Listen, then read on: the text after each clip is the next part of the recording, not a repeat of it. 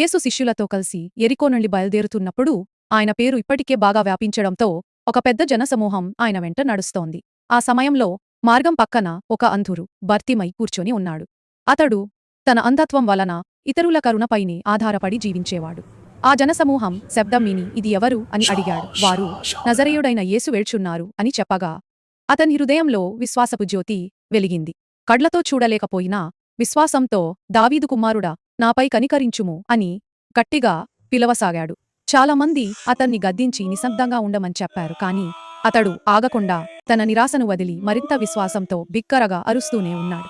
అప్పుడు విశ్వాసంతో కూడిన ఆ మొర యేసు అడుగులను నిలిపివేసింది. ఆయన అతన్ని నా దగ్గరకు తీసుకొని రండి అని ఆజ్ఞాపించారు. యేసు అతన్ని చూసి నీవు నన్ను ఏం చేయమని కోరుచున్నావు అని అడిగారు. అతడు కన్నీళ్లతో విశ్వాసంతో ప్రభూ నేను మళ్ళీ చూడాలనుకుంటున్నాను అని చెప్పాడు. అప్పుడు యేసు జాలిపడి అతని కళ్లను తాకుతూ నీవు చూపు పొందు, నీ విశ్వాసమే నిన్ను స్వస్థపరిచింది అని అన్నారు. వెంటనే అతడు చూపు పొందాడు. ఆనందంతో కృతజ్ఞతతో యేసును అతను అనుసరించసాగాడు. Please subscribe.